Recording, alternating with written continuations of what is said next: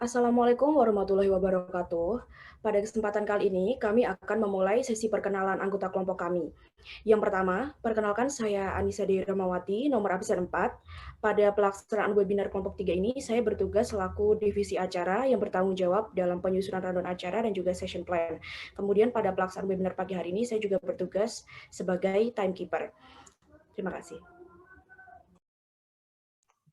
Perkenalkan, saya Esther Angelita Sirait, absen 9. Pada webinar kali ini, saya bertugas sebagai si acara, yaitu sebagai MC dan moderator. Terima kasih.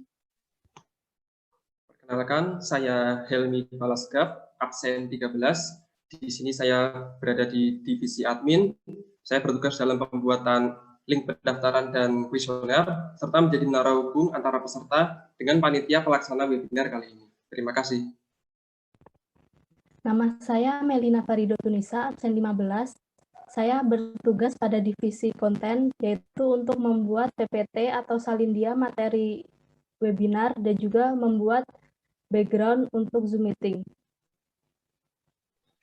Saya Muhammad Yoga Andromeda, absen 17. Pada acara webinar kali ini, saya bertugas sebagai ketua pelaksana dan juga narasumber pada acara webinar kali ini. Perkenalkan, saya Nur Atna, absen 20. Pada acara webinar kelompok 3 kali ini, saya berperan pada divisi administrasi dalam pembuatan daftar AKP dan checklist monitoring. Nama saya Sabdo Wibowo, absen 23. Saya bertugas dalam pembuatan laporan kegiatan webinar. Terima kasih. Nama saya Syafura Auliadona Putri, nomor absen 24. Dalam webinar kali ini, saya bertugas menjadi divisi acara, bagian host sekaligus operator. Perkenalkan, nama saya Vinanda dari Kusumat Arifin, saya absen 27. Dalam acara webinar kali ini, saya bertugas di divisi konten. Saya bertugas untuk membuat poster dan membuat desain sertifikat yang kemudian dibagikan ke para peserta webinar setelah acara selesai. Sekian perkenalan dari kelompok kami. Wassalamualaikum warahmatullahi wabarakatuh. Kelompok 3. Mantap.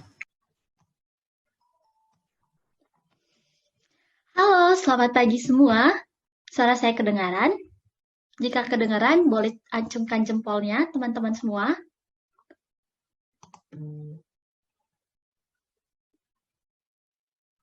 Oke, baik. Suasana tahun baru, semangat baru tentunya. Sebelum memasuki acara webinar kita pada pagi hari ini, aku mau bacain tata tertib yang udah dikirim panitia di grup WhatsApp dulu ya. Semoga menjadi perhatian kita bersama. Pertama, peserta dapat memasuki room webinar 30 menit sebelum acara dimulai. Room akan dikunci setelah 30 menit dan peserta tidak diperbolehkan masuk ke dalam room.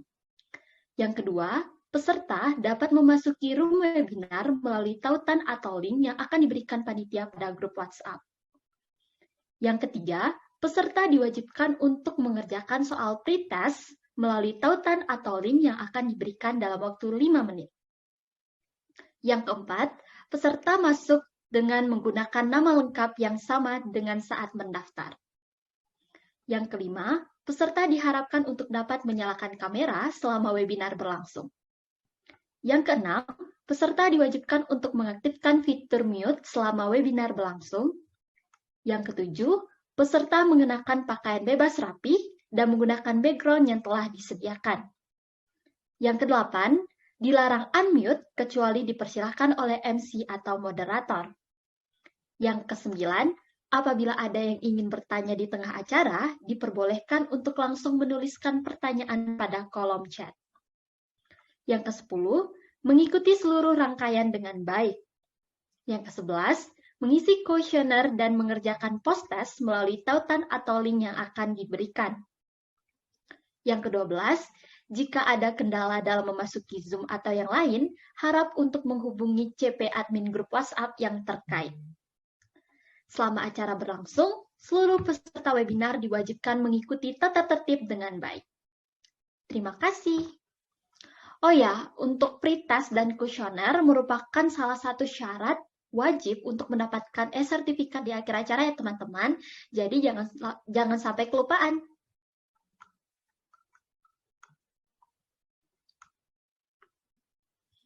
Dihantui kegelisahan yang sama akibat pandemi, namun langkah tidak harus berhenti. Secercah harapan sedang menanti, selalu berusaha demi Ibu Pertiwi. Assalamualaikum warahmatullahi wabarakatuh. Salam damai sejahtera untuk kita semua. Shalom, Om Swastiastu, Namo Buddhaya, salam kebajikan.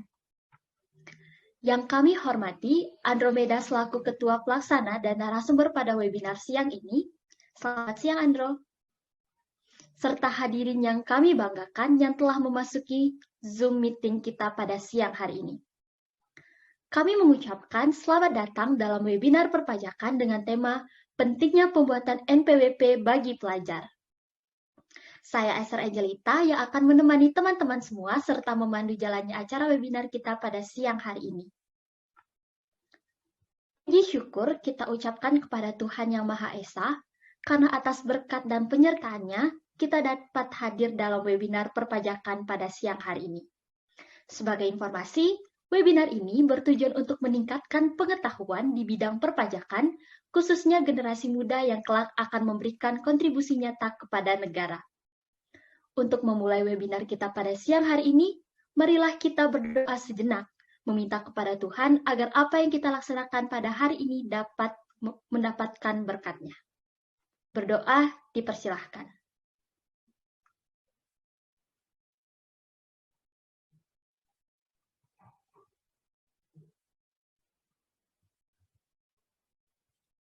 Berdoa dicukupkan. Hadirin sekalian, adapun susunan acara kita pada siang hari ini yaitu pertama dimulai dengan berdoa, yang kedua menyanyikan lagu Indonesia Raya, yang ketiga pemaparan materi oleh narasumber, yang keempat sesi tanya jawab, yang kelima penutup. Kita memasuki acara selanjutnya, menyanyikan lagu Indonesia Raya. Hadirin diharapkan untuk menyalakan kamera.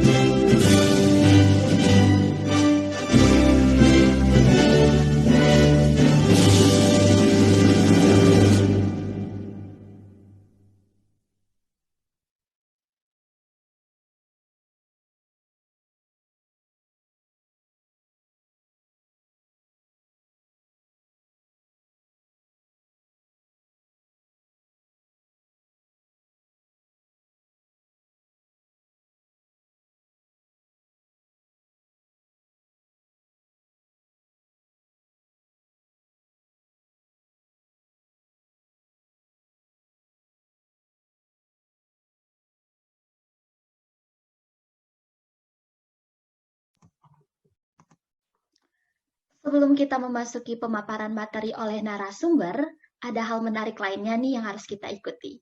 Pretest. Tenang aja, pretestnya nggak bakal susah kok teman-teman. Ini merupakan salah satu syarat untuk mendapatkan sertifikat di akhir acara. Teman-teman tidak perlu searching, tidak perlu gelisah dalam mengerjakannya. Santai aja. Karena sesuai dengan kemampuan teman-teman aja ya, oke? Kita akan mengerjakannya dalam waktu 5 menit.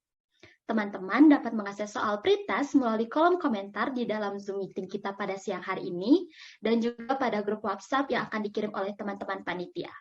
Selamat mengerjakan!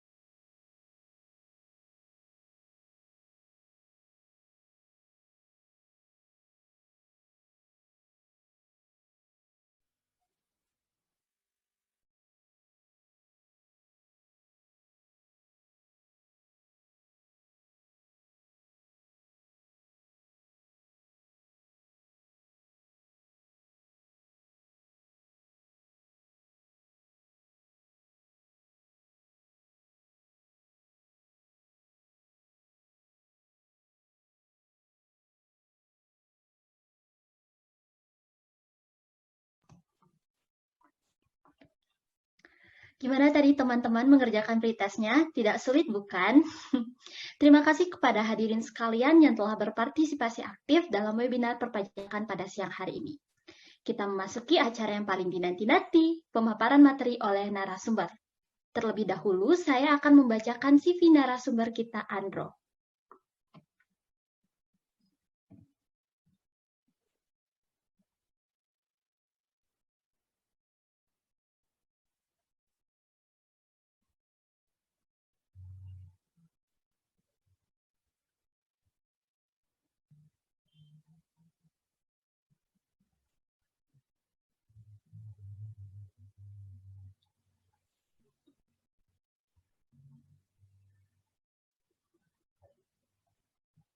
Andro bernama lengkap Muhammad Yoga Andromeda, lahir di Jember 20 Agustus 2000.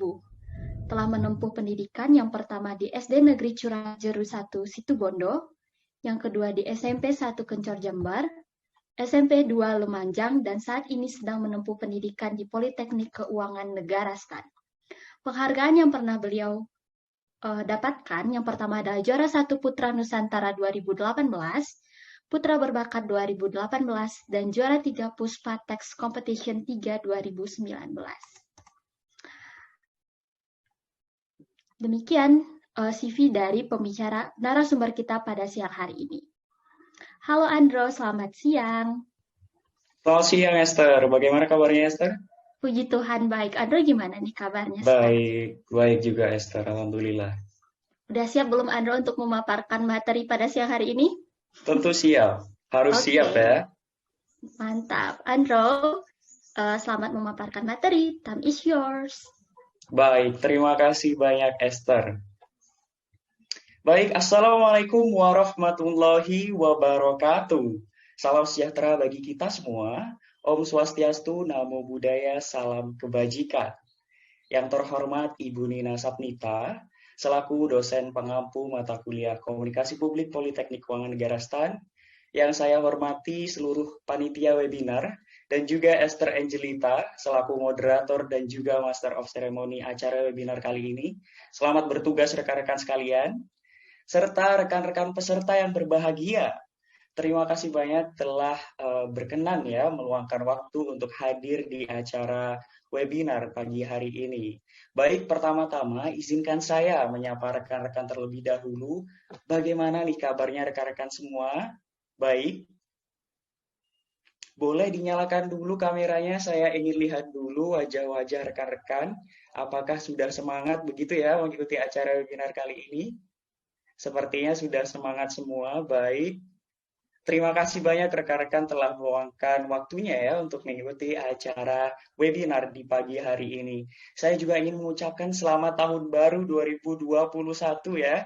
Semoga tahun ini menjadi tahun yang lebih baik dibandingkan tahun-tahun sebelumnya, terutama tahun 2020 ya. Tahun 2020 banyak sekali tantangan yang kita lewati, banyak sekali halangan begitu ya. Semoga tahun ini menjadi tahun yang jauh lebih baik, tahun yang lebih indah untuk kita semua tentunya.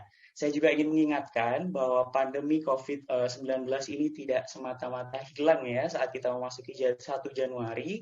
Jadi, rekan-rekan semua ini harus tetap mematuhi protokol kesehatan, menjaga jarak, menggunakan masker, dan juga mencuci tangan. Baik.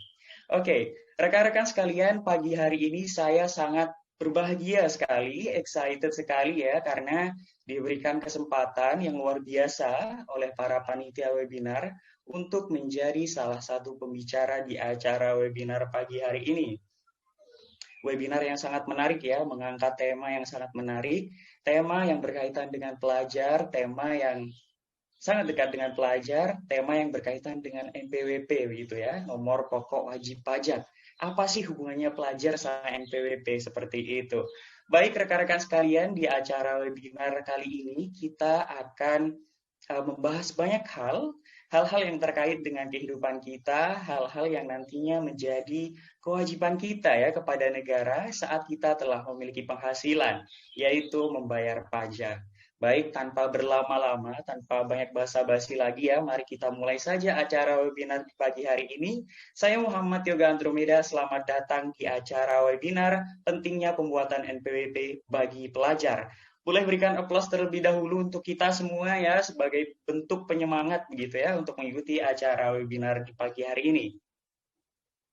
Baik rekan-rekan, mari kita mulai acara webinar di pagi hari ini. Baik, rekan-rekan semua, kami telah berbagi layar dengan rekan-rekan. Dapat rekan-rekan perhatikan di layar gawai maupun komputer rekan-rekan sekalian. Di situ terdapat berbagai macam gambar ya. Ada 4 gambar. Di situ merupakan gambar-gambar berbagai macam fasilitas umum yang sering sekali kita temukan di kehidupan keseharian kita. Manfaatnya juga telah kita rasakan seperti itu ya. Mulai dari jalan tol, ada juga jalan raya seperti itu.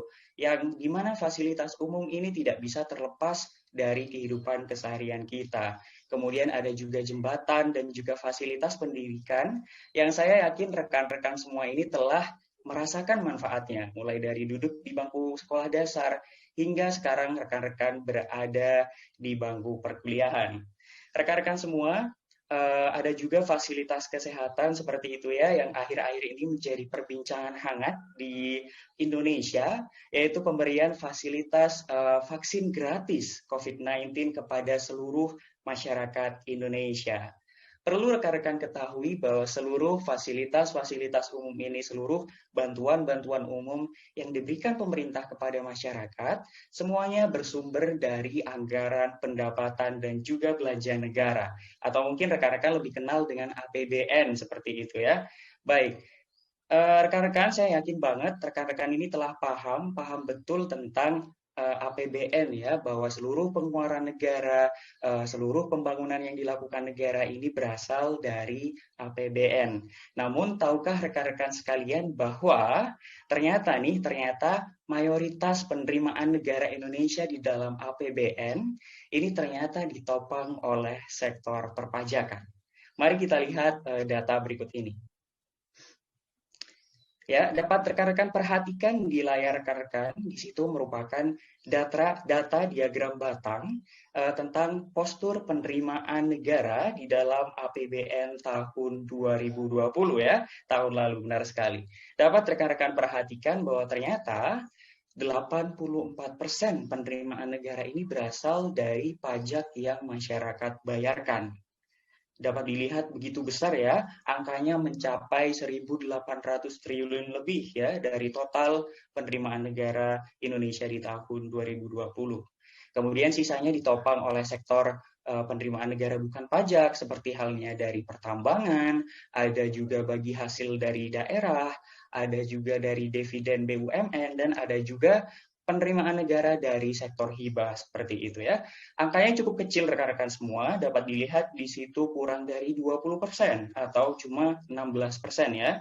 Berarti dari data atau diagram lingkaran yang ada di layar rekan-rekan ini dapat kita simpulkan bahwa negara kita Indonesia di tahun 2020 ini sangat bergantung dengan adanya sektor perpajakan.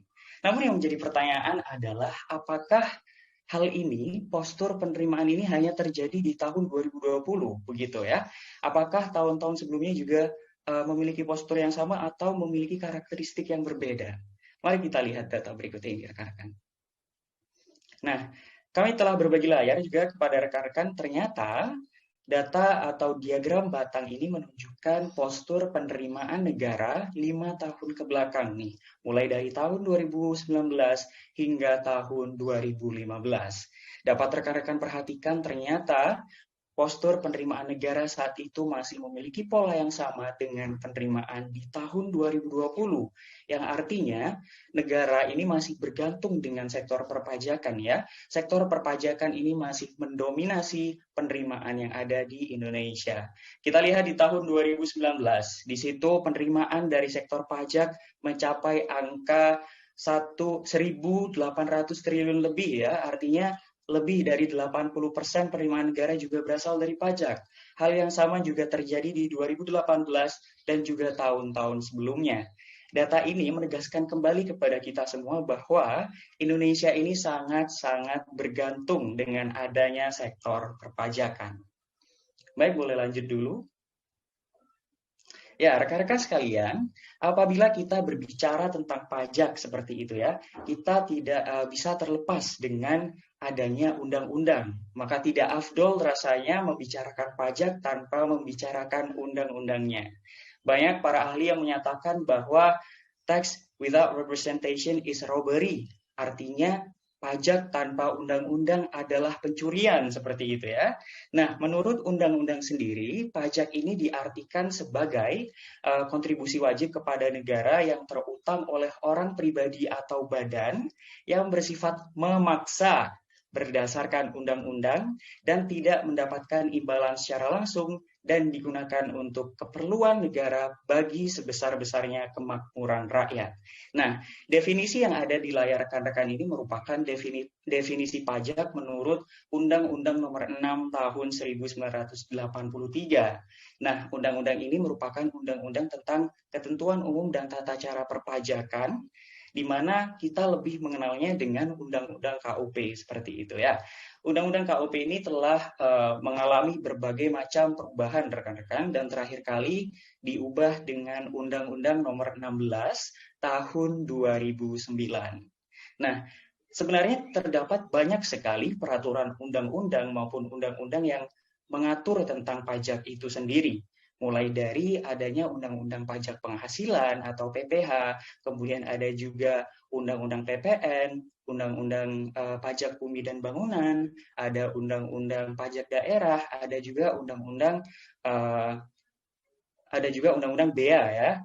Dengan begitu banyaknya undang-undang ya, kita biasanya cukup sulit gitu memahami bahasa-bahasa yang ada di undang-undang seperti itu. Biasanya belibet begitu kan untuk memahaminya.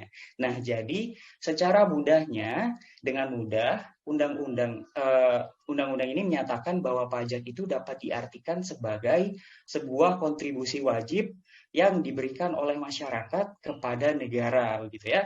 Jadi kalau belibet begitu untuk menghafalkan ataupun memahami bahasa undang-undang, maka pajak itu dapat diartikan sebagai kontribusi wajib kepada negara seperti itu. Baik, boleh next dulu ya.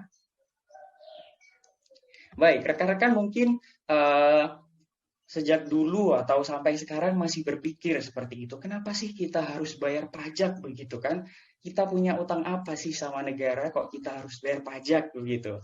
Nah, begini rekan-rekan sekalian. Jadi di Indonesia ini terdapat berbagai macam teori yang mengharuskan kita membayar pajak. Lebih tepatnya terdapat 5 teori yang mengharuskan kita membayar pajak. Dan salah satu teori tersebut merupakan teori bakti.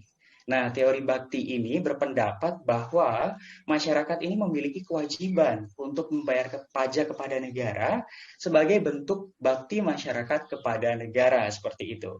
Nah, apabila kita kembali 425 tahun yang lalu, saat Belanda mulai menjajah Indonesia, di situ dapat kita perhatikan bahwa bakti nenek moyang kita, bakti para pejuang bangsa, mereka berjuang. Mereka berperang melawan penjajah untuk mencapai kata merdeka untuk Indonesia. Dan sudah menjadi kewajiban kita, sudah menjadi kewajiban masyarakat Indonesia untuk mempertahankan kemerdekaan itu dengan berbakti kepada negara. Dan salah satu bentuknya adalah dengan membayar pajak.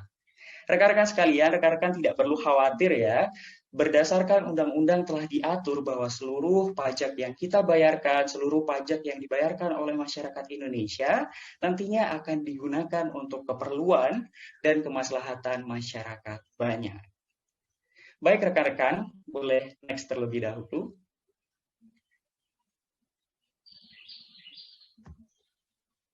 Baik.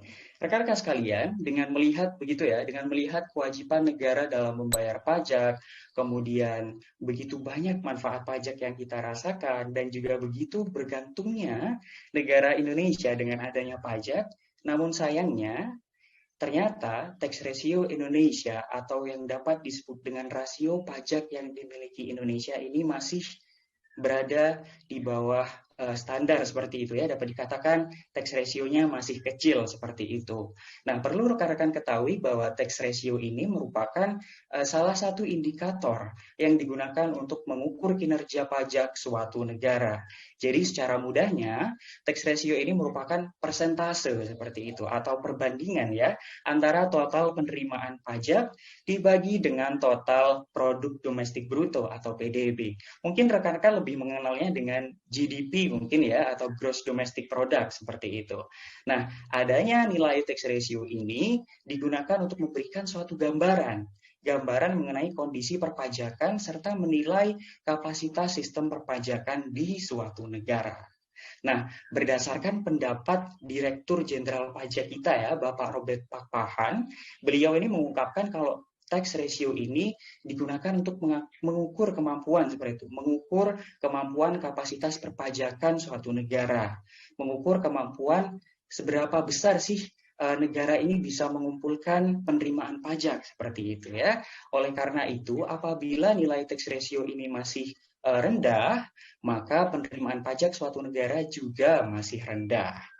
Nah, faktanya rekan-rekan sekalian, mirisnya nih ya, target penerimaan pajak yang terdapat di dalam APBN yang telah kita paparkan sebelumnya tadi, target penerimaan pajak itu tidak pernah terrealisasi 100%. Artinya apa?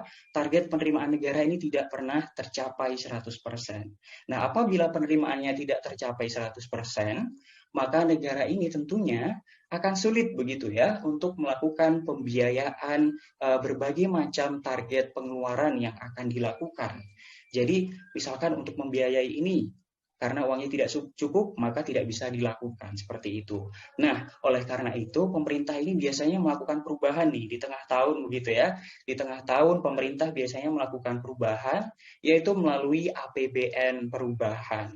Nah, biasanya pemerintah mencari atau mengumpulkan dana dengan melakukan pembiayaan jenis lain seperti pemerintah melakukan utang gitu ya. Teman-teman juga sudah paham kalau Indonesia banyak utang gitu ya.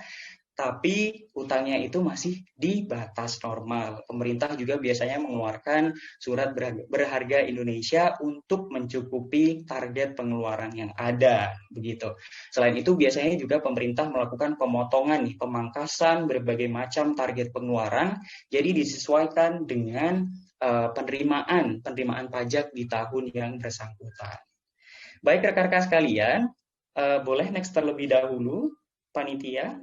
Baik, dapat disaksikan data di layar rekan-rekan, data di tahun 2010 hingga 2018 menunjukkan bahwa nilai tax ratio Indonesia ini tidak pernah melewati angka 15% atau berada di bawah 15% ya. Dapat dikatakan angka tersebut merupakan angka yang cukup kecil ya jika dibandingkan dengan nilai-nilai tax ratio negara-negara berkembang. Angka tersebut juga dikatakan masih sangat rendah jika dibandingkan dengan nilai-nilai tax ratio negara-negara di Asia Pasifik maupun ASEAN atau regional Asia begitu ya. Bisa dibayangkan data tersebut menunjukkan bahwa angka tax ratio Indonesia di ASEAN saja masih menempati posisi ke-8. Bayangkan negara terbesar di ASEAN, kemudian negara yang memiliki populasi yang sangat-sangat besar ya, menjadi salah satu negara dengan populasi terbesar di dunia, negara yang sangat bergantung dengan pajak, namun tax ratio-nya masih sangat rendah. Baik, mungkin yang menjadi pertanyaan rekan-rekan ya, dengan negara yang sangat menggantungkan diri dengan adanya sektor perpajakan ini, lalu apa sih yang menyebabkan tax ratio-nya masih rendah? Apa sih yang menyebabkan target penerimaan pajaknya tidak pernah terrealisasi 100% begitu ya? Sebenarnya terdapat banyak sekali hal-hal yang menyebabkan permasalahan tersebut terjadi. Nah, kami akan menampilkan 2 penyebab utama di sini yang menyebabkan nilai tax ratio dan penerimaan pajak tidak pernah terrealisasi 100%. Yang pertama adalah rendahnya kesadaran masyarakat dalam membayar pajak. Masyarakat Indonesia ini cenderung tidak terlalu aware ya dengan pentingnya pajak yang ada di Indonesia ini. Mereka masih banyak yang berpikir, ngapain sih bayar pajak itu, untuk apa sih, manfaatnya buat aku ini apa begitu. Banyak masyarakat yang berpikir bahwa pajak ini hanya digunakan oleh kepentingan-kepentingan elit saja. Namun nyatanya sesuai dengan ketentuan undang-undang, sesuai dengan ketentuan yang ada di dalam Undang-Undang Keuangan Negara, mulai dari kita membayar pajak sampai uang kita nantinya digunakan untuk kepentingan masyarakat, itu diawasi semua oleh negara. Begitu rekan-rekan. Kemudian, hal yang kedua yang menyebabkan tax ratio Indonesia masih rendah adalah sempitnya basis perpajakan yang dimiliki oleh Indonesia. Kita akan berfokus pada topik yang kedua, yaitu sempitnya basis perpajakan yang dimiliki oleh Indonesia. Boleh next terlebih dahulu, Panitia?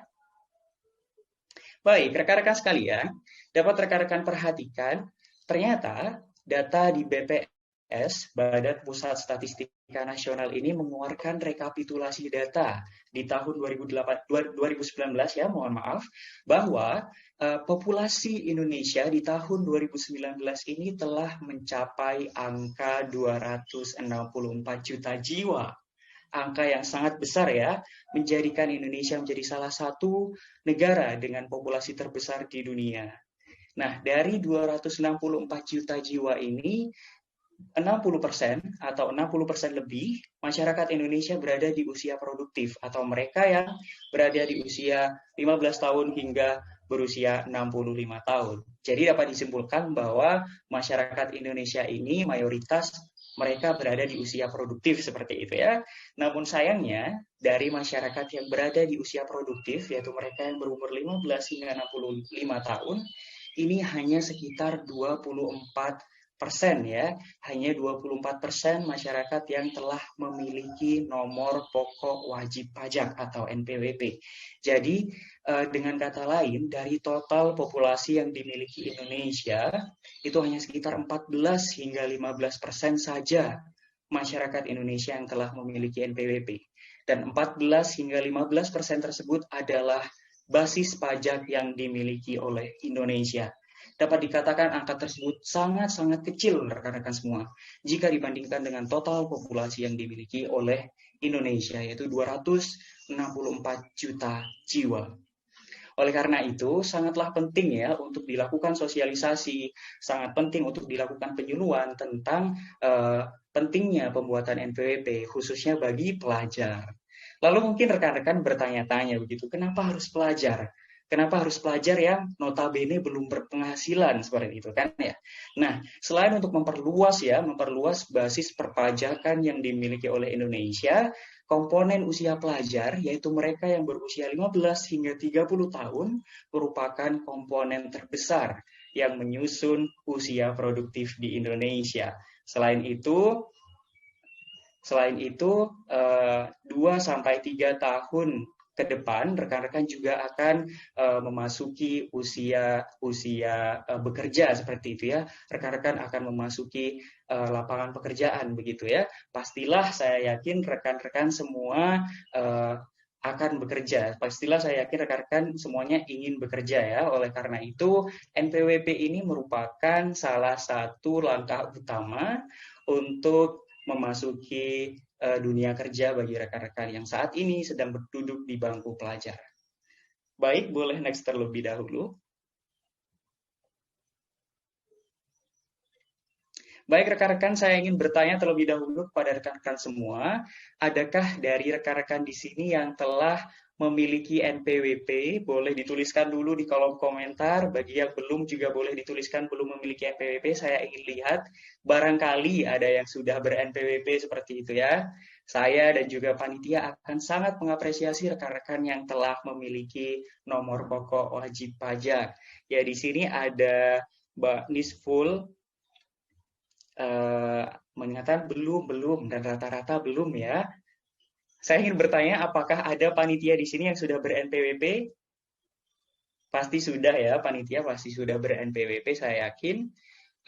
Baik, rekan-rekan, bagi rekan-rekan yang telah memiliki NPWP, saya sangat mengapresiasi rekan-rekan yang telah ber-NPWP ya. Ber-NPWP di usia pelajar, hebat sekali. Baik, rekan-rekan, kita lanjutkan pembahasan kita ya tentang NPWP.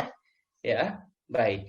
NPWP ini atau mungkin kalau rekan-rekan belum kenal tentang NPWP ini merupakan nomor pokok wajib pajak. Nah, NPWP ini atau nomor pokok wajib pajak ini merupakan suatu nomor yang diberikan kepada wajib pajak atau kita lebih dikenal dengan WP seperti itu ya. Nomor ini diberikan oleh DJP kepada WP sebagai sarana yang digunakan untuk mengadministrasi sektor perpajakan. Nah, nantinya nomor NPWP ini akan digunakan sebagai tanda pengenal atau identitas dari wajib pajak dalam melaksanakan hak dan kewajibannya dalam membayar pajak. Kenapa di sini ada hak dan kewajiban seperti itu ya? Hak ini merupakan ada beberapa hak yang menjadi kepemilikan dari wajib pajak dalam menjalankan kewajiban membayar pajak, ada juga yang menjadi kewajiban wajib pajak kepada negara, seperti itu. Nah, rekan-rekan perlu ketahui bahwa NPWP atau nomor pokok wajib pajak ini dibagi menjadi dua. Yang pertama adalah NPWP untuk orang pribadi, kemudian yang kedua adalah NPWP untuk badan.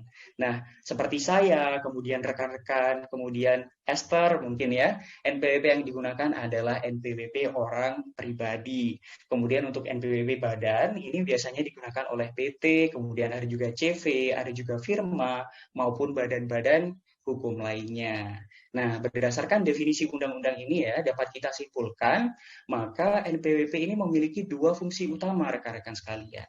Yang pertama, NPWP ini dapat digunakan sebagai identitas atau tanda pengenal diri dari setiap wajib pajak.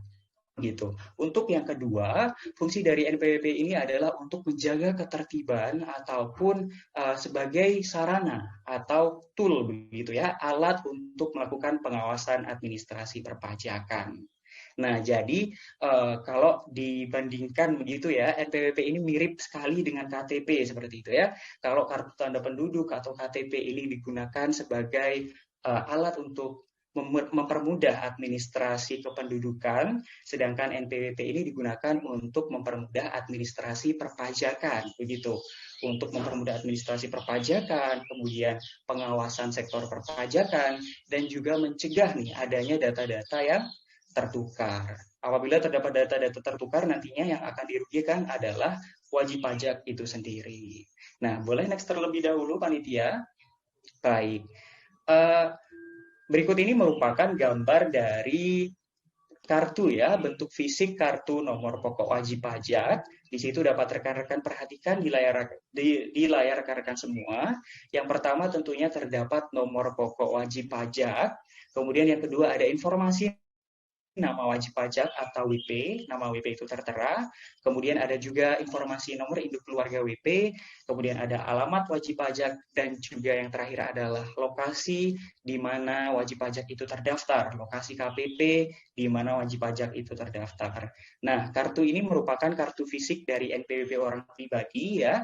Kalau misalkan untuk NPWP badan, nantinya hanya tidak ada NIK ya. Di situ nama wajib pajaknya adalah nama PT, CV, ataupun firma yang bersangkutan. Nah, apabila rekan-rekan perhatikan, di bagian atas, di bagian nomor NPWP itu merupakan sebuah kombinasi angka yang unik ya. Angkanya pasti berbeda-beda antara wajib pajak yang satu dengan wajib pajak yang lainnya. Jadi, kombinasi angkanya unik, di setiap digitnya pasti memiliki arti seperti itu. Nah, di situ masih tertulis 99. 99 ini berarti sebagai samaran seperti itu ya, karena nomor pokok wajib pajak ini merupakan salah satu hal yang rahasia dan dikhususkan atau privat untuk wajib pajak yang bersangkutan saja. Baik, kita bedah nomor pokok wajib pajak dan arti setiap digitnya rekan-rekan sekalian. Jika rekan-rekan perhatikan, dua digit pertama ini kemudian diikuti titik, ini menunjukkan sebagai nomor atau angka yang menunjukkan identitas wajib pajak yang bersangkutan. Jadi nomornya bukan 99 ya, angkanya bukan 99, namun angkanya adalah 01 hingga 09. Jadi misalkan dua digit pertama ini adalah 01 hingga 03, maka wajib pajak yang bersangkutan adalah wajib pajak badan. Apabila angka di dua digit pertama ini adalah 04 hingga 09, maka wajib pajak yang bersangkutan adalah orang pribadi ataupun pengusaha dan karyawan. Seperti itu.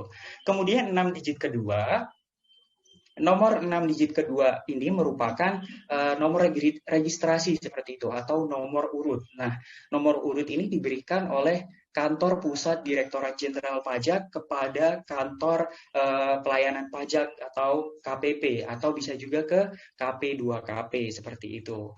Nah, setelah 6 digit kedua ada 1 digit ketiga, yaitu 1 digit yang diapit oleh 2 titik.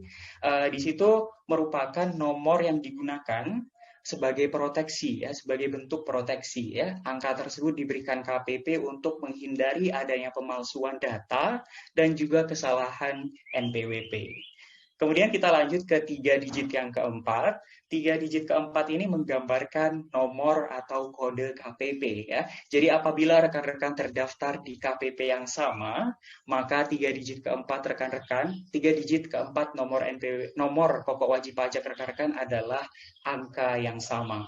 Kemudian 3 digit terakhir ini menunjukkan kondisinya, kondisi wajib pajak berada di pusat atau berada di cabang. Apabila nomornya 000, maka wajib pajak yang bersangkutan adalah wajib pajak badan yang berada di pusat atau orang pribadi seperti itu ya. Kalau misalkan kodenya adalah 001 hingga seterusnya, maka menunjukkan wajib pajak badan yang berada di cabang ke-1 dan seterusnya, atau bisa juga wajib pajak seorang istri seperti itu. Nah, rekan-rekan sudah memahami dan sudah mengetahui apa itu NPWP, NPWP ini fungsinya apa, dan kode unik yang dimiliki NPWP. Nah, ada beberapa hal nih yang mendorong ataupun menghimbau untuk para pelajar ini untuk memiliki NPWP ya. Ada banyak sekali manfaat yang dapat rekan-rekan peroleh apabila rekan-rekan ini mendaftarkan diri ke KPP untuk memiliki NPWP ya. Karena saat ini banyak sekali requirement yang mengharuskan kita untuk memiliki NPWP seperti itu. Nah, berikut ini merupakan berbagai macam manfaat yang dapat rekan-rekan dapatkan apabila rekan-rekan memiliki nomor pokok wajib pajak. Baik, manfaat yang paling utama ya, yang banyak sekali para pegawai pajak ini mewanti-wanti seperti itu ya. Apabila rekan-rekan memiliki NPWP ini, maka rekan-rekan tidak perlu membayar pajak atau pemotongan pajak dengan kenaikan tarif ya. Jadi apabila rekan-rekan memiliki NPWP, rekan-rekan hanya membayar pajak ataupun mendapatkan pemotongan pajak tanpa adanya kenaikan tarif seperti itu. Nah, apabila rekan-rekan telah bekerja seperti menjadi karyawan atau memberikan jasa rekan-rekan kepada suatu instansi seperti itu ya, nantinya rekan-rekan pasti akan mendapatkan suatu penghasilan. Dan telah menjadi kewajiban badan ataupun instansi yang memberikan penghasilan kepada rekan-rekan untuk melakukan pemotongan pajak. Nah, apabila rekan-rekan ini tidak memiliki NPWP seperti itu ya, saat bekerja rekan-rekan tidak memiliki NPWP, maka pajak yang akan dikenakan itu tarifnya dinaikkan menjadi lebih tinggi. Yaitu kenaikannya berapa sih? Kalau misalkan sedikit pun nggak apa-apa mungkin ya, tapi kenaikannya adalah 20% hingga 100% daripada tarif sebelumnya seperti itu ya. Jadi apabila rekan-rekan tidak memiliki NPWP, nanti pajak yang akan dipotong atas penghasilan rekan-rekan menjadi lebih tinggi, yaitu 20% hingga 100%. Sebagai ilustrasi nih untuk mempermudah pemahaman rekan-rekan ya, apabila rekan-rekan sekarang bekerja misalnya di suatu instansi tertentu, di suatu badan tertentu. Nah, atas pekerjaan rekan-rekan, misalnya rekan-rekan mendapatkan gaji 10 juta. Nah, nantinya si pemberi pekerjaan ini akan melakukan pemotongan atas penghasilan rekan-rekan, yaitu misalnya dipotong pajak misalnya 200.000 nih. Nah, pemotongan 200.000 ini hanya berlaku apabila rekan-rekan memiliki NPWP. Sedangkan apabila rekan-rekan tidak memiliki NPWP, maka pemotongannya menjadi 400.000. Oleh karena itu, pasti tidak mau ya rekan-rekan apabila dipotong pajak yang lebih tinggi ya. Lebih baik dipotong pajak 200.000 saja. Oleh karena itu, kepemilikan NPWP ini perlu untuk diperhatikan kembali oleh rekan-rekan. Baik. Rekan-rekan sekalian, selain untuk menghindari adanya kenaikan tarif seperti itu ya, ada berbagai macam nih manfaat yang dapat rekan-rekan rasakan, di mana NPWP ini sekarang telah menjadi syarat untuk melakukan sejumlah urusan administrasi, begitu ya. Ada banyak sekali pengurusan administrasi yang telah mengharuskan kita ataupun rekan-rekan yang nantinya akan bekerja ya untuk memiliki NPWP. Misalnya nih, ada juga pengajuan kredit, ada pembukaan rekening bank, ada juga sebagai syarat pengajuan SIUP, dan sebagai persiapan nih sebelum memasuki dunia pekerjaan, sebelum rekan-rekan turun di lapangan pekerjaan, seperti itu ya. Yang pertama untuk pengajuan kredit. Nah, apabila rekan-rekan ingin mengajukan kredit kepada bank ya, untuk merintis suatu usaha ataupun ingin mengembangkan usaha yang telah rekan-rekan rintis, banyak sekali bank yang telah mensyaratkan kepemilikan NPWP untuk mengajukan kredit di bank.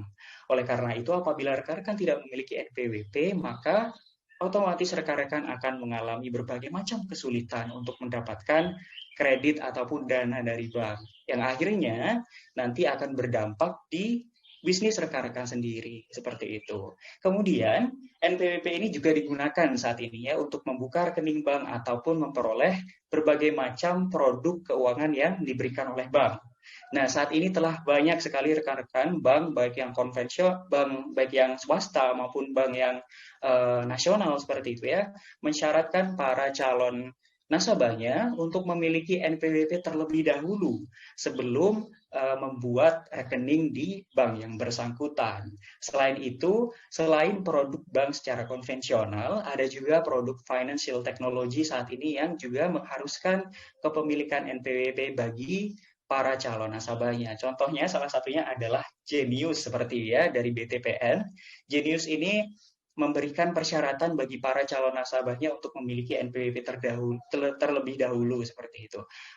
Hal ini juga menjadi persyaratan yang telah dicantumkan oleh OJK atau Otoritas Jasa Keuangan bagi financial technology ini harus mensyaratkan adanya kepemilikan NPWP bagi para calon nasabahnya.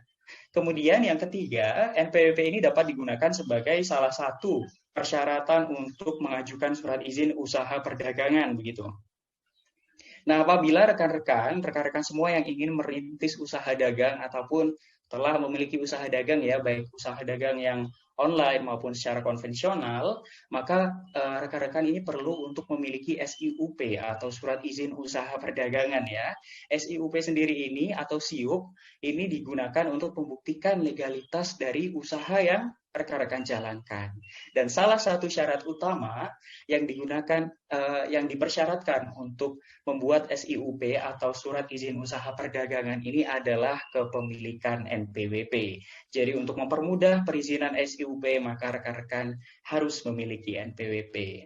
Kemudian yang terakhir ya, terakhir ini the last but not least begitu ya, hal yang sangat penting, yang sangat-sangat perlu diperhatikan oleh rekan-rekan yang saat ini sedang duduk di bangku pelajar begitu ya, duduk di bangku perkuliahan, bangku SMA maupun SMK yang tidak lama lagi akan memasuki dunia kerja, maka NPWP ini merupakan salah satu bentuk persiapan sebelum memasuki dunia kerja. Saat rekan-rekan akan memasuki dunia kerja, saat melamar pekerjaan begitu ya, tenteng-tenteng berbagai macam map ya ke perusahaan sana sini begitu ya. Banyak sekali perusahaan yang telah mencantumkan persyaratan kepemilikan NPWP bagi calon pekerjanya atau para pelamar pekerjaan begitu ya. Hal tersebut ini ditujukan untuk mempermudah perusahaan itu sendiri dalam melakukan pemotongan pajak terhadap penghasilan rekan-rekan nantinya. Hal tersebut kalau misalkan tidak memiliki NPWP yang dirugikan juga rekan-rekan sendiri, yaitu pemotongan pajaknya menjadi lebih besar. Seperti yang di awal tadi, begitu kan ya, rekan-rekan pastinya juga tidak mau hal tersebut terjadi. Nah, saat rekan-rekan melamar pekerjaan, saat rekan-rekan ini mengisi atau mensubmit aplikasi pekerjaan begitu ya kepada suatu perusahaan, instansi maupun badan-badan tertentu, banyak sekali data-data ataupun dokumen-dokumen yang harus rekan-rekan siapkan terlebih dahulu. Nah, alangkah baiknya, alangkah lebih bijaknya, rekan-rekan ini dapat menyicil begitu ya. Salah satunya adalah dengan membuat NPWP sekarang saat masih duduk di bangku pelajar untuk mempermudah administrasi saat rekan-rekan melamar pekerjaan nantinya. Nah, beberapa hal tersebut, 5 hal tersebut merupakan sedikit nih manfaat NPWP yang kami sampaikan saat ini. Sebenarnya masih banyak sekali manfaat NPWP yang dapat rekan-rekan rasakan apabila rekan-rekan mendaftarkan diri ke KPP untuk memperoleh nomor pokok wajib pajak. Seperti itu. Mungkin yang menjadi pemikiran nih di benak rekan-rekan sekalian ya, apabila seorang pelajar telah memiliki NPWP begitu ya, apakah kita wajib membayar pajak begitu saat kita memiliki NPWP, padahal mungkin kita belum berpenghasilan begitu ya? Jawabannya adalah, boleh next rekan-rekan panitia.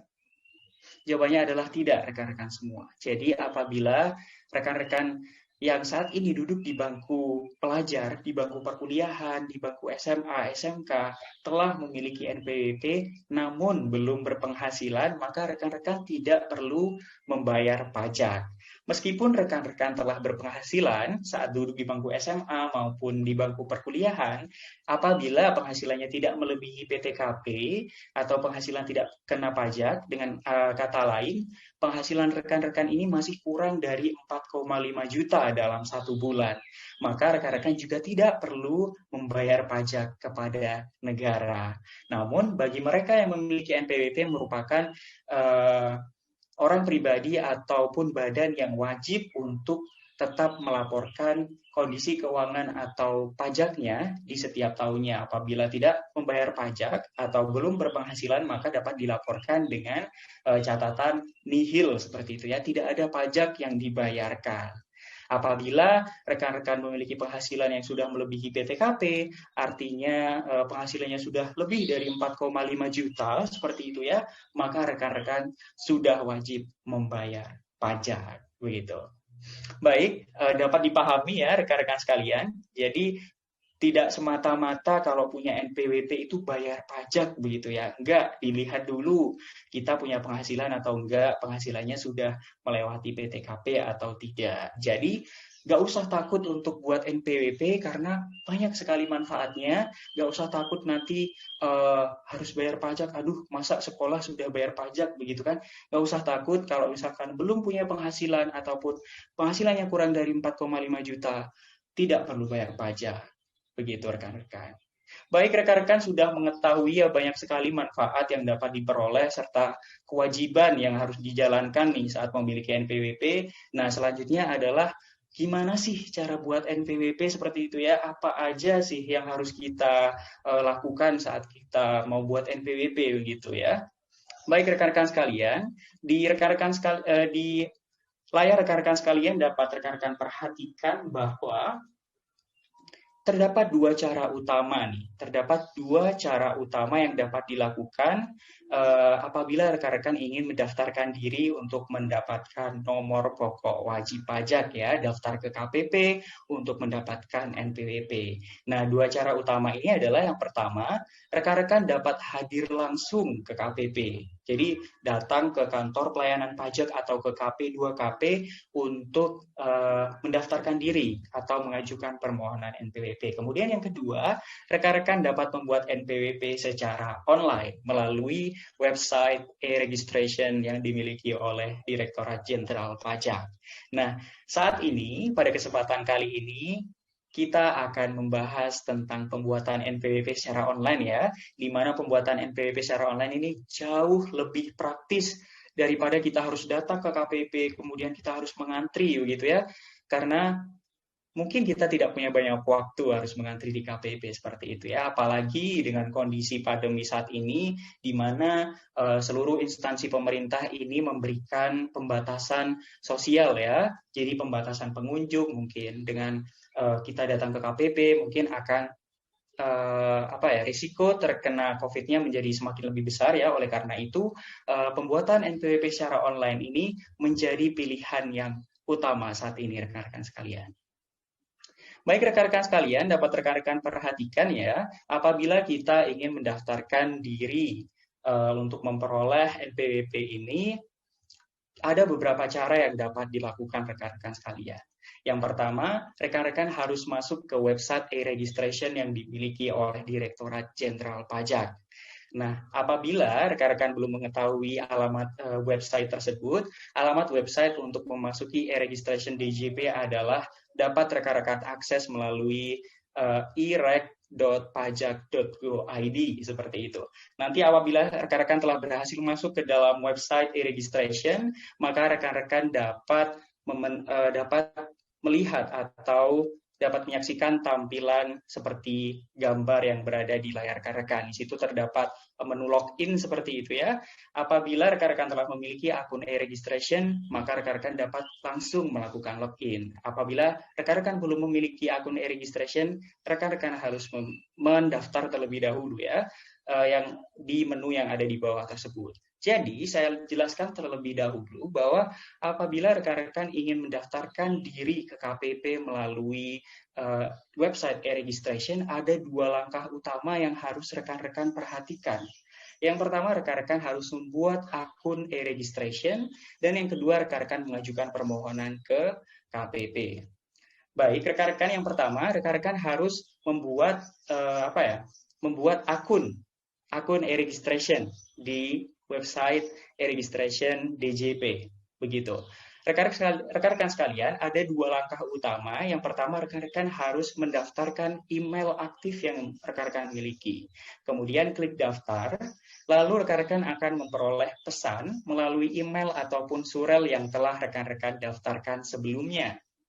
Isi pesan tersebut merupakan isi link yang akan rekan-rekan gunakan untuk mengisi langkah yang kedua dalam mendaftarkan diri ke akun e-registration Direktorat Jenderal Pajak.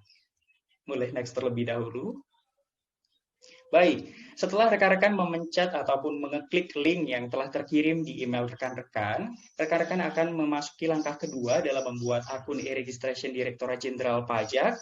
Nah, di sini dapat rekan-rekan saksikan, rekan-rekan harus mengisi jenis WP-nya ya. Kalau rekan-rekan ingin mendaftarkan diri, maka harus memilih WP orang pribadi, kemudian mengisikan nama sesuai KTP, kemudian alamat email yang telah didaftarkan sebelumnya, ada juga pembuatan password dan juga pertanyaan pengaman sebagai bentuk proteksi begitu atas akun e-registration yang rekan-rekan buat.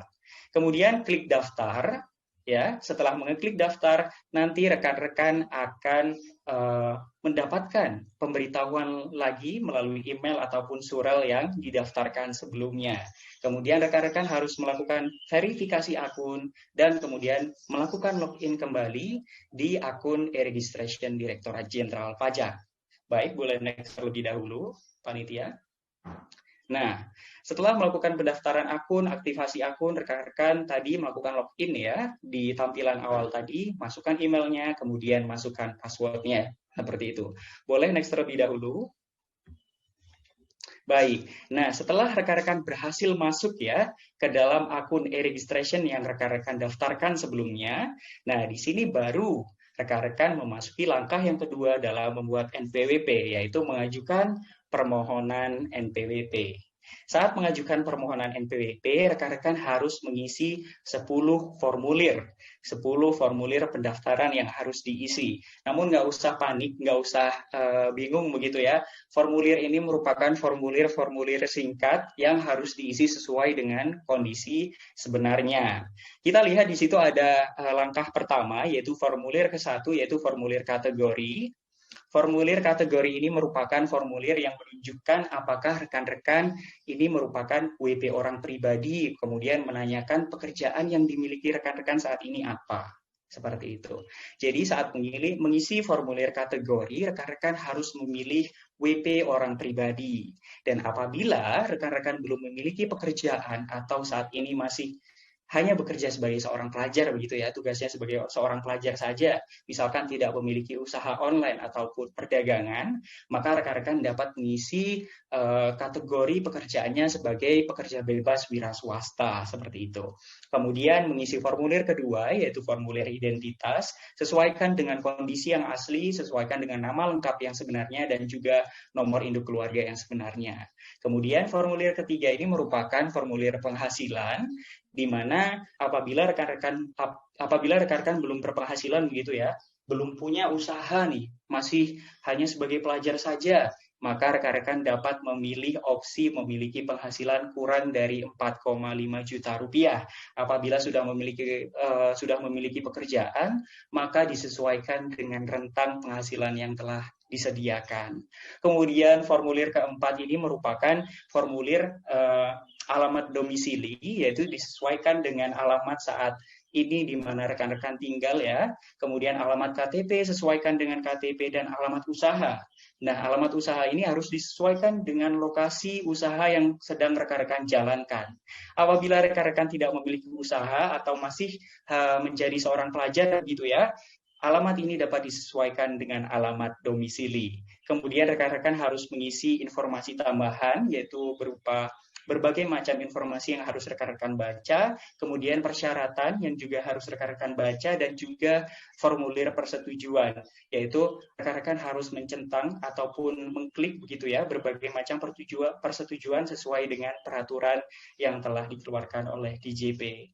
Kemudian formulir yang terakhir nih, formulir yang ke-10 ini merupakan formulir tentang PP 23 tahun 2018. Nah, apabila rekan-rekan ingin menggunakan PP 23, maka rekan-rekan dapat memilih ketentuan yang ada di dalam formulir ke-10 ini. Apabila rekan-rekan belum berpenghasilan, maka dapat diabaikan seperti itu ya.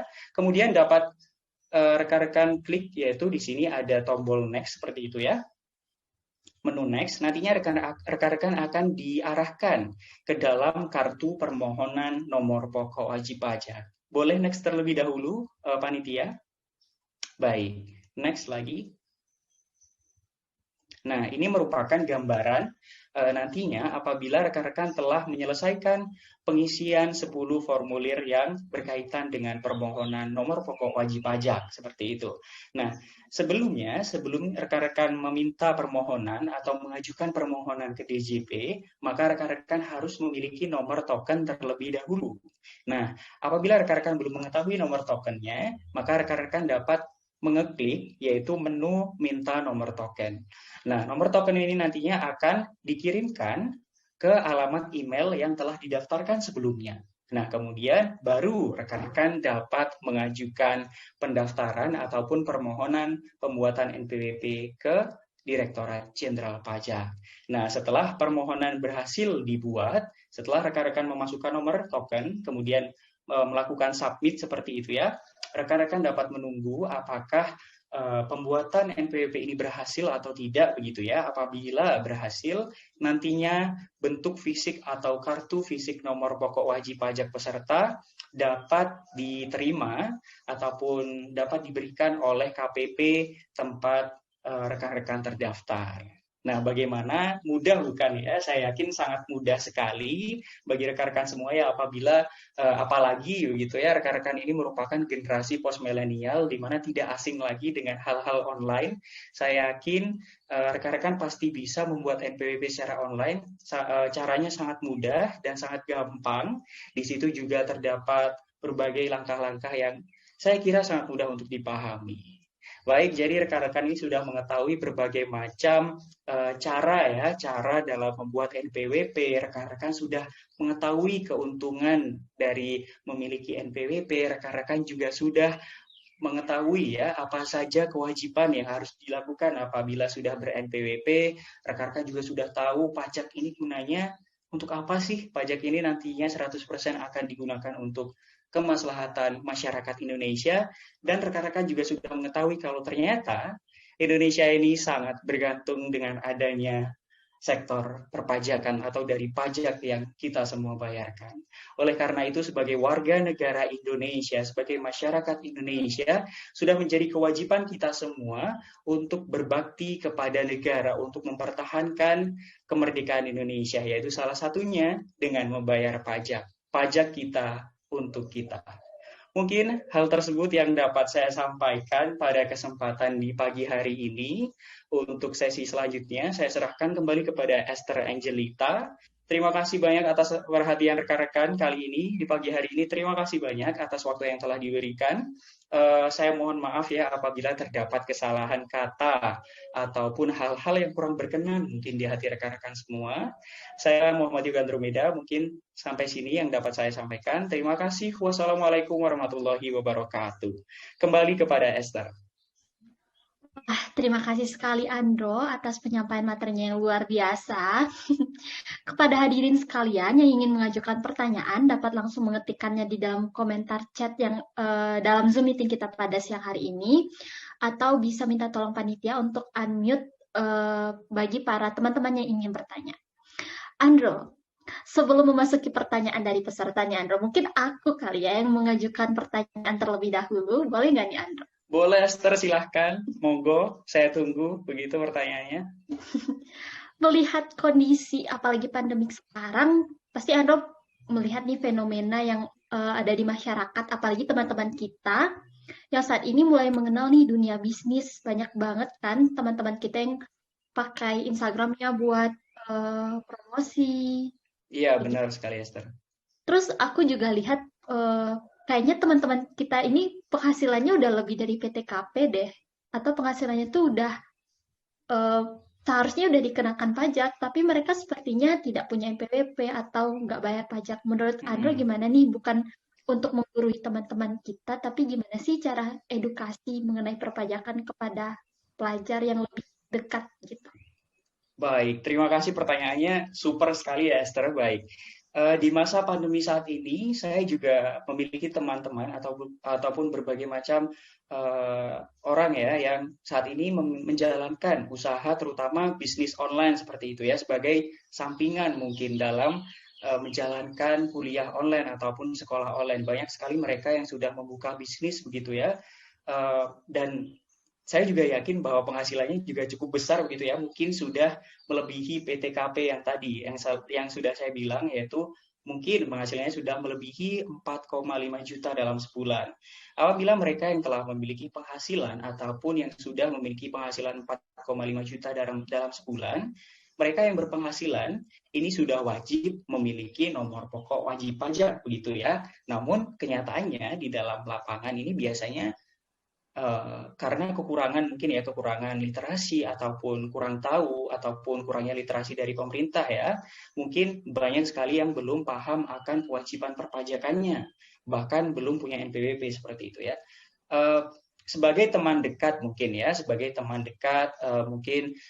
dapat kita bicarakan kepada teman kita bahwa dapat kita berikan saran seperti itu. Apabila rekan-rekan kita telah memiliki penghasilan, ini merupakan hal yang perlu diperhatikan lagi bahwa mereka ini sebenarnya sudah memiliki kewajiban di bidang perpajakan, yaitu salah satunya adalah memiliki NPWP. Kita juga dapat mengajak ya, apabila mungkin Esther ini merupakan mahasiswa D3 pajak begitu ya, mungkin rekan-rekannya ini dapat diajak untuk mengikuti acara webinar seperti ini untuk menumbuhkan kembali kesadaran dan memberikan informasi betapa pentingnya pajak untuk kita semua seperti itu. Kemudian bagi mereka yang sudah memiliki penghasilan lebih dari 4,5 juta, mereka ini sudah wajib untuk membayar pajak. Otomatis mereka juga sudah wajib untuk memiliki nomor pokok wajib pajak. Bisa diingatkan secara pelan-pelan, bisa diajak untuk mengikuti acara webinar seperti itu ya, daripada menunggu sebelum ditegur oleh pegawai pajak seperti itu ya. Kalau ditegur oleh pegawai pajak ini biasanya kita dilakukan pemeriksaan. Nah, saat dilakukan pemeriksaan nantinya apabila kita ketahuan tidak pernah membayar pajak tapi penghasilannya sudah melewati PTKP, nantinya akan ada sanksi yang harus kita bayarkan. Nah, boleh itu untuk diberitahu kepada teman-temannya yang sudah memiliki penghasilan ataupun sudah memulai usahanya di saat pandemi saat ini. Mungkin itu Esther.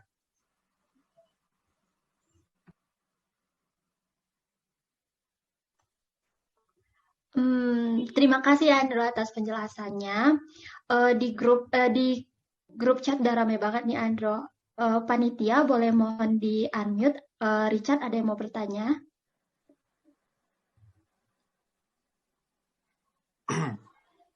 Selamat pagi buat panitia dan narasumber, juga kepada Esther. Perkenalkan, nama saya Richard Septian Sregar.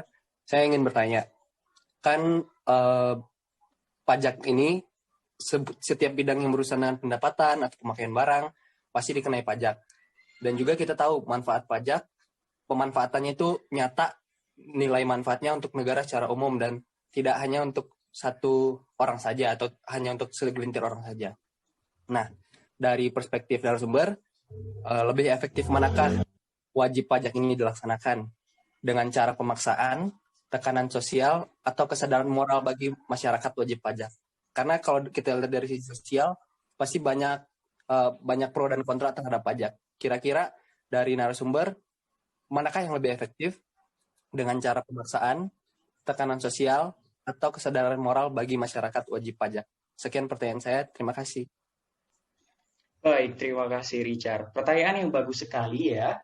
Sebenarnya begini, kita harus melihat dua perspektif yang berbeda ya.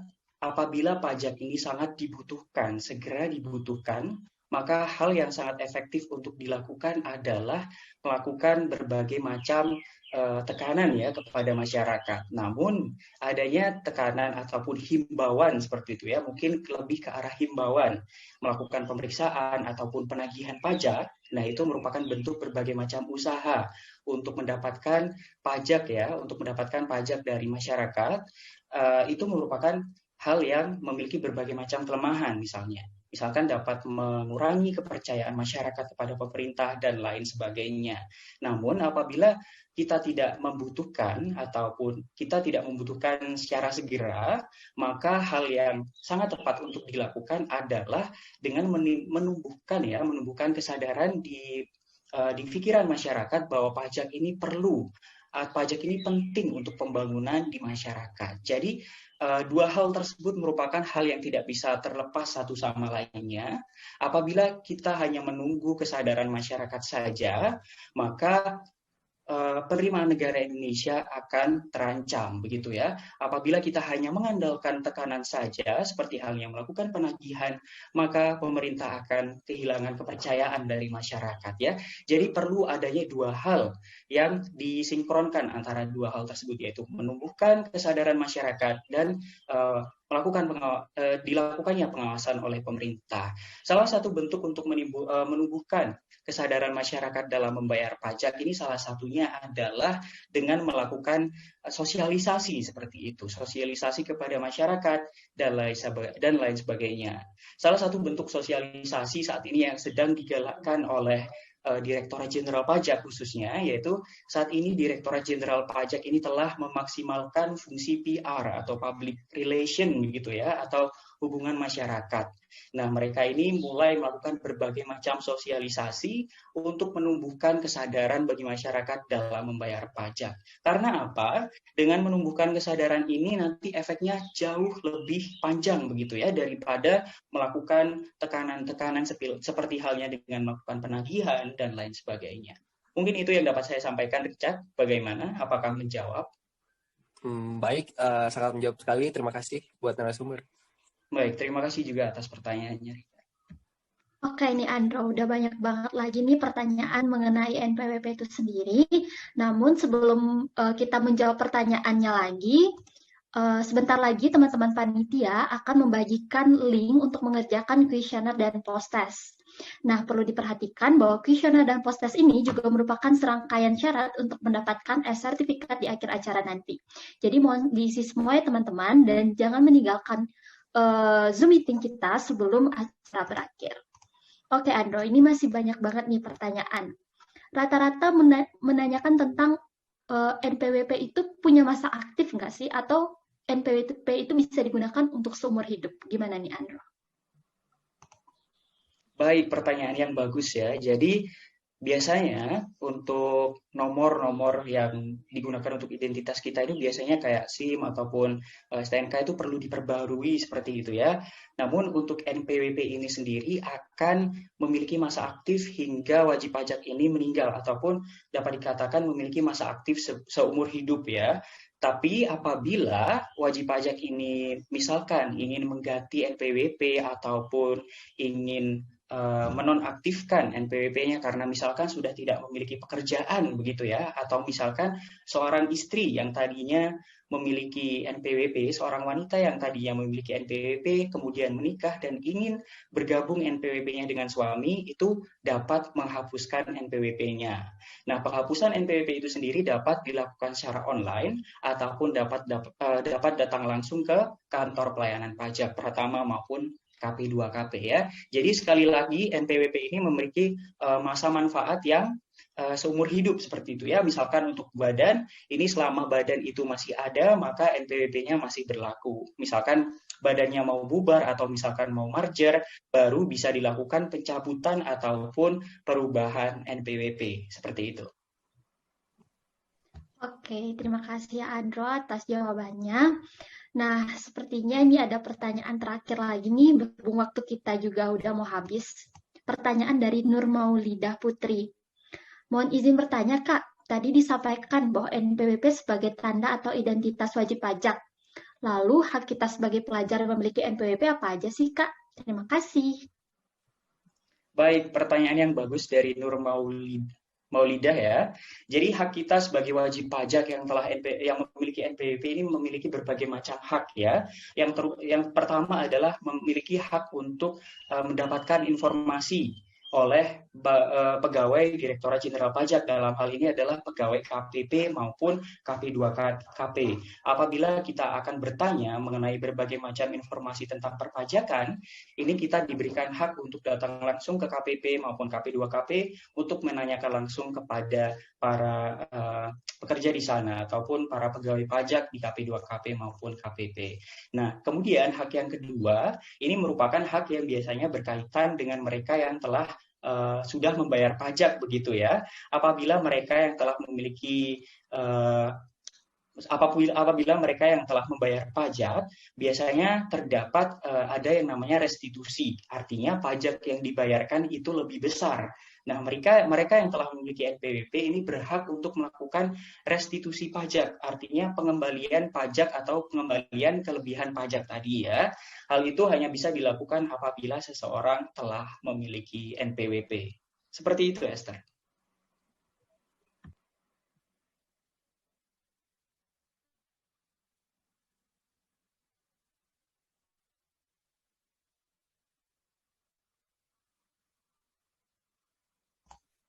Oke, baik. Terima kasih Andro atas jawabannya. Teman-teman, kami mengingatkan lagi bahwa link kuesioner yang udah ada di grup chat kita itu merupakan salah satu syarat untuk mendapatkan e-sertifikat dan juga absensi untuk mendapatkan sertifikat itu sendiri. Mungkin ini saja penyampaian dari narasumber. Terima kasih narasumber dan terima kasih untuk teman-teman yang telah berpartisipasi aktif dalam tanya jawab dan melakukan segala ketentuan dalam webinar kita pada siang hari ini.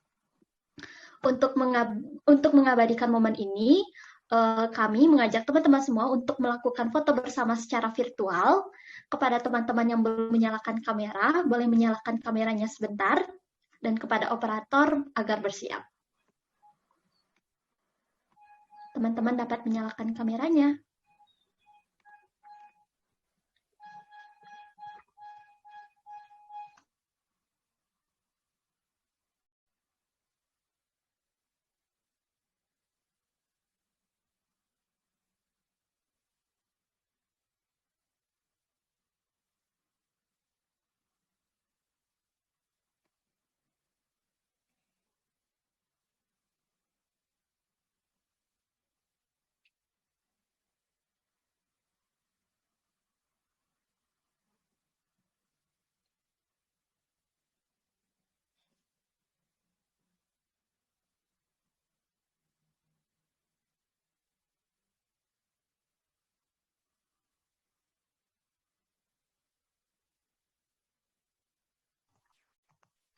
Oke, aba-aba akan diberikan oleh saya.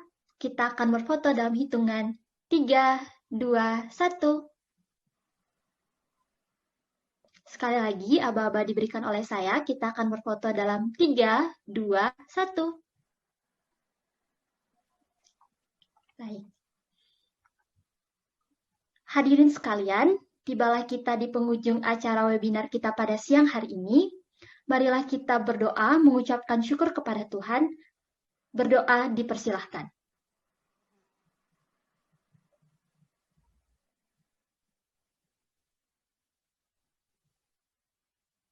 Berdoa dicukupkan. Terima kasih teman-teman semua yang telah hadir di webinar kita. Dan jangan lupa untuk mengisi absensi melalui kuesioner dan post-testnya. Pretest. Terima kasih. Oh ya, untuk teman-teman, mohon tidak meninggalkan Zoom meeting kita sebelum sertifikatnya dibagikan.